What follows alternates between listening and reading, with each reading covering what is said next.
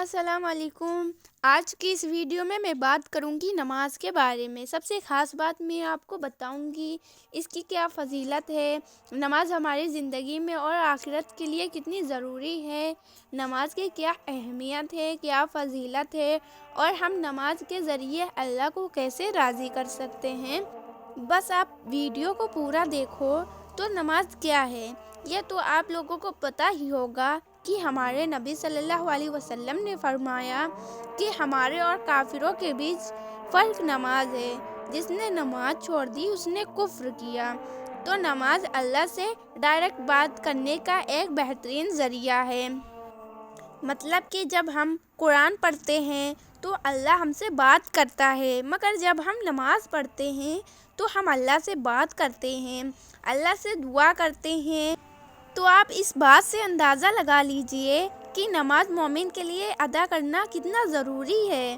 نماز پڑھنا ضروری ہے، یہ کوئی پسند نہیں ہے کہ آج آپ نے فجر پڑھ لی اور ظہر چھوڑ دی، جو آپ کا دل چاہے وہ کیا۔ نہیں، مجھے پتہ ہے بہت سارے لوگ ایسے بھی ہوتے ہیں دن میں 2 ہی نماز پڑھتے ہیں، حالانکہ ان کے پاس سمے بھی ہوتا ہے 5 نمازیں پڑھنے کا، مگر وہ نہیں پڑھتے آلس کے کارن۔ تو کیا ان کے پاس نماز پڑھنے کے لیے 5 منٹ بھی نہیں؟ کم سے کم 5 منٹ تو ہر کسی کے پاس ہوتے ہیں۔ نماز پڑھنے کے لیے کچھ نہیں تو فرض کی ادائیگی ہی کر لیں، لیکن نماز پڑھنا ضروری ہے۔ بہت سارے لوگ ایسے بھی ہوتے ہیں جو بس موبائل میں فالتو کی ویڈیو دیکھا کرتے ہیں اور نماز کا وقت گزرتا جاتا ہے، ان کو کوئی فکر ہی نہیں ہوتی کہ ابھی نماز پڑھنا ہے۔ انہیں اس مالک کی ہی فکر نہیں ہوتی جس نے ان کو پیدا کیا ہے۔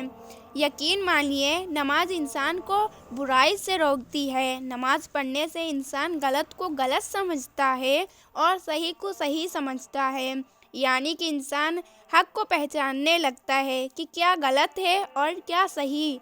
لیکن جب آپ نماز ہی نہیں پڑھو گے تو انسان کا ایمان نماز سے تازہ ہوتا ہے۔ تو جب آپ کا ایمان ہی نہیں تازہ ہوگا تو آپ اچھے اور برے کے درمیان کا فرق کیسے جانو گے؟ تو اگر ہمیں زندگی میں کامیابی چاہیے تو ہمیں نماز کو قائم کرنا ہے۔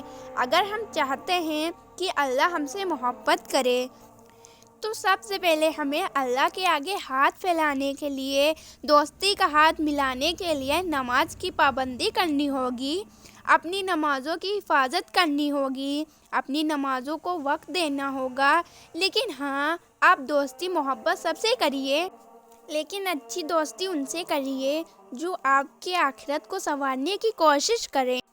آپ اپنی سنگت ایسے لوگوں کے ساتھ جمائیے جو اللہ کا ذکر کرنے والے ہوں، اللہ کے رسول کی بات کرنے والے ہوں، کیونکہ جب آپ اس دنیا سے چلے جاؤ گے تو آپ کی مغفرت کی دعا کرنے والے آپ کے نیک دوست ہی ہوں گے۔ آپ نیک لوگوں کے ساتھ زیادہ بیٹھیں تاکہ آپ میں بھی بدلاؤ آئے۔ اگر آپ اپنے اندر بدلاؤ لانا چاہتے ہیں تو آپ نیک لوگوں کے ساتھ ضرور بیٹھیں، اپنے اندر بدلاؤ لائیں۔